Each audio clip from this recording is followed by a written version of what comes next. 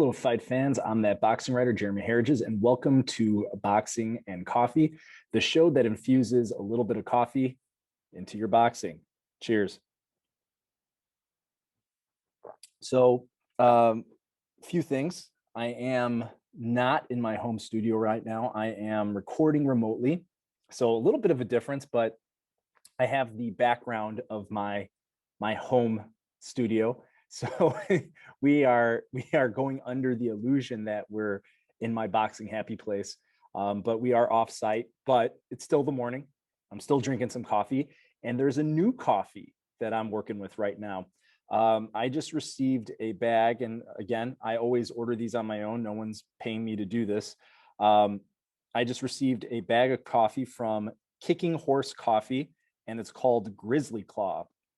It's a company up in Canada, and on their website they advertise their coffee as 100% Arabica. So you know that it's going to be more of a gourmet coffee because it's using Arabica, not Robusta.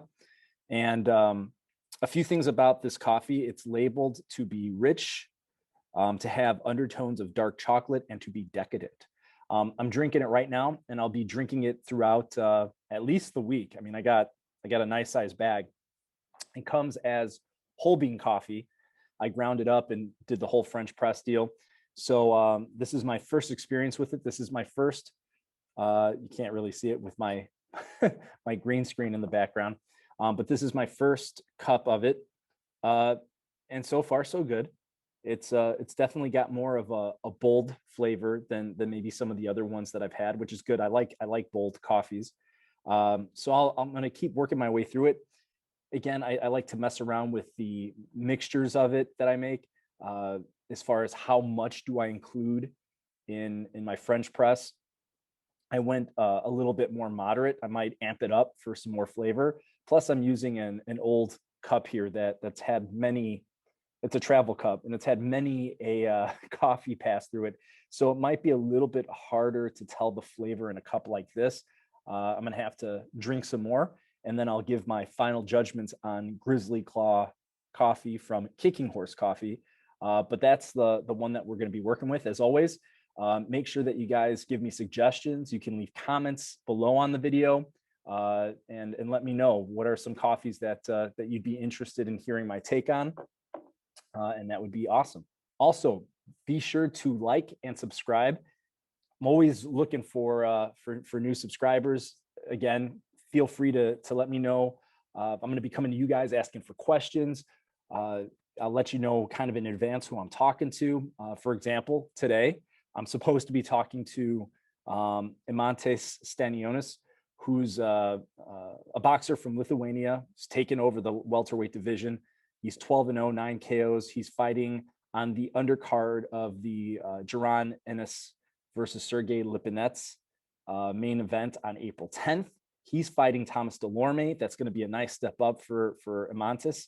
So I'm going to be talking to him in a couple hours here for a feature at fansided.com/boxing. So always keep an eye out for the new interviews that are coming up there. And I should have one with Regis Prograis up today. So that's something else to look for. And then later on in the day, I'm supposed to be talking to Sergey Lipinets. I already talked to Jaron Ennis. That video is up on the YouTube channel already, so you can check that out. But yeah, I'm curious to hear what's he thinking. Jaron Ennis, man, he's a scary dude in the welterweight division. So that Sergey Lipinets has some real belief in himself and has a lot of heart to take that challenge. It's a challenge that a lot of guys don't want right now, but he's taking it. So kudos to him. And hey, he's a former IBF super lightweight champion, so he's always going to stand a shot. So something there to keep an eye on. So Imantas Stanionis and Sergey Lipinets today, and we'll see what happens going into the future and who else is next on the list of interviews. So kind of interesting. This is kind of going back to last week, but I never made a video talking about it. And the theme for today's video, which we're just doing a quick one here: are you buying Jake Paul versus Ben Askren on April 17th? That's the Triller production that's going to be available on the Fight TV app, for pay-per-view download. So are you buying it? That's what I'm curious to hear. Obviously, I'm buying it because I'm covering it, so I have to buy it. But I'm curious to hear from you guys. Are you buying it? Why or why not? And I'll kind of take you through my take on this. So obviously, Triller doing some new things with their Triller Fight Club, and we saw a very successful debut for Triller in boxing when they produced the Mike Tyson versus Roy Jones Jr. exhibition card, and I thought it was great. Obviously, seeing Tyson in the ring is always going to be entertaining, but beyond that, seeing the production value, it was fantastic. They did a great job. They didn't miss a beat. The infusion of music I thought was excellent. There were interesting fights on the card, kind of this weird blend of legitimate boxing with celebrity boxing with specialty matchups, exhibition bouts. I think is a unique concept, and I know that a lot of people are against, social media stars in boxing, and I know a lot of people are anti-exhibition. And I, for a while, was on that same train, but I'm also seeing the effect that it's having on boxing. That people that normally don't watch boxing are tuning in, are paying attention. These social media stars are, basically being used as advertising by boxing. That, hey, people are going to tune in to watch these guys. Let's get a cross section of viewers who don't normally watch boxing. And what I like about Triller is they're experimenting here a little bit. They're trying to redefine the boxing experience. Now, I don't know the end result. I don't know if we're going to say it's a success. It's good, it's bad. I think that takes time to tell, but I give them props for trying something new, something innovative, and something different. There's no harm in trying. And you've got a lot of smart guys behind Triller who I think are going to see what works, what doesn't work, and retool it to fit their brand. And I think that's all involved with it. So whether or not you think Ben Askren versus Jake Paul is a great fight or a legitimate fight or a fight that you're willing to see, I would say hold your judgment and look at the product as a whole. Look at everything that's going into it. Are there some of those celebrity, fights going on? Sure. But there are other legitimate fights going on too. For example, Regis Prograis versus Ivan Redkach. That's a good fight. I can tell you, I think Regis Prograis is going to walk away with it. I think he's going to give Ivan a real hard time. But it's a good fight. It's a solid fight. You've got a legitimate former champion in Regis Prograis, so you've got that legitimacy to it. Also, they've added a number of other fighters since then, including Quentin Randall, who I'm a big fan of. I really enjoy Quentin Randall. Nice guy, been through a lot. You can also read I wrote a feature on him a while back, but check that out. If you Google fan-sided Quentin Randall, you'll see my story on him. Probably been through more than any other person in boxing. Horrible backstory there, but true heart of a champion. So I'm always rooting for Quentin Randall. You've got Lorenzo Truck Simpson, one of the hottest prospects on the rise right now. People speak very highly of what Simpson's doing. I think a clear future champion, and it'll be fun to see him back in the ring. So yeah, just those three names, Prograis, Quentin Randall, Lorenzo Truck Simpson.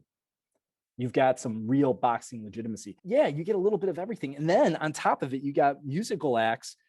Snoop Dogg, who's a partner in this whole thing, he's going to be commentating. He always makes things interesting. You've got the music aspect that's going to make it entertaining. And then I think somewhere in here, I'm trying to remember if I'm confusing shows or not, but I read something that Justin Bieber was going to be included. Yeah, he is included. The lineup for the pay-per-view show will include musical performances from a number of people, including Justin Bieber and the Black Keys. You've got Snoop Dogg with his super group, Mount Westmore, which includes Snoop Dogg, Ice Cube, Too Short, Need 40. So yeah, you've got Snoop Dogg, you've got his super group, you've got Justin Bieber, you've got some good boxing going on, and then you have the main event, which is one of those oddity fights. Still a professional boxing bout, but again, it's more about the personalities involved. The fact that you've got Jake Paul and Ben Askren. It's one of those weird ones where it's that sensationalism of it. What's going to happen? It's there for our curiosity. Uh, Maybe more of an oddity than a legitimate bout. But I will say, watching the two of them go back and forth during their press conference was strangely entertaining. It had a lot of eyes on it. A lot of people paid attention. It was a 2-hour press conference, and I sat through every minute of it and got to ask both Ben and Jake a question. And right, we know that you're going to hype up the fight. You're going to amplify it. You're going to make it, try to add that animosity to get viewers in there. And that's what Jake Paul does so well. He does the villain really well. Do I think there is a ton of aggression between the two? No, but I'll play into the theater of it, and I'm curious to see what happens. Hey, little by little, Jake Paul's starting to up his way in terms of competition, right? He started with a YouTuber that had no business being in the ring. Then he went to a former NBA athlete that had no business being in the ring. And now he's fighting a real MMA fighter, a real fighter. Ben Askren was the real deal in MMA. Now, he gets criticized a lot for not being the best striker and things of that nature. The guy's still a competitive, the guy's still a professional fighter. So yeah, he's not facing a boxer in the ring. He's facing an MMA fighter, but it's still a fighter. So little by little, he's upping the level of competition. Who knows what to expect? Who knows what kind of shape that they're going to be in? From what I've seen so far, I'm not terribly impressed with the shape that I saw Ben Askren in. But again, that morbid curiosity, what's going to happen? Obviously, they need to vet who goes in there a little bit better after what happened to Nate Robinson. I don't think that they should be letting guys go in there that have no business boxing. I think there should be a little bit of tighter regulation on what they allow. But hey, Ben Askren is a fighter, so yeah, I have no reservations for that. Is that enough to make you buy it? I don't think it's about that bout alone. I think it's about the collection, the legitimacy with the legitimate boxers. I'll pay for Prograis, Truck Simpson, and Quentin Randall. Sure, I'll pay to watch those guys. And then you throw in performances by Snoop and Justin Bieber. Well, yeah, I'll watch that. So really, Triller does a good job of making things grandiose. And that's what I like from what I saw in the first production.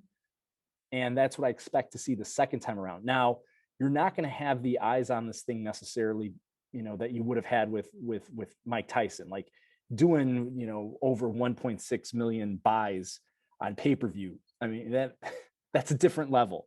I don't anticipate that Paul and Askren are going to do anywhere near those kind of numbers, but I'm sure they have a mark that they're looking for. And again, the fact that they go in there and they get this fight and they sign guys and they put guys in the ring like Regis Prograis to add that legitimacy in there. Yeah, you got my attention. So I will be buying it. Again, I'm biased. I have to because I have to cover it. But I want to hear from you guys. Are you buying it? Why or why not? What do you think about the whole thing? Have you experienced the Triller experience before? If not, I think you'll be surprised by the quality that you get from it. But I'm curious to see it myself. Like I said, I was entertained by the antics of Jake and Ben. So yeah, I think it's going to be an interesting night to say the least. The influx and the influence of boxing, I think it's a cool thing, kind of throwing in the concert experience into the sporting experience, putting both worlds together. I don't know. I dig it. I hope I dig it as much the second time around as I did the first time around. But that's why we watch. That's why we see what happens. So stay tuned. Make sure to like, subscribe, and comment below. Always wanting to hear from you guys. And yeah, I'll get back at you guys soon. Take care.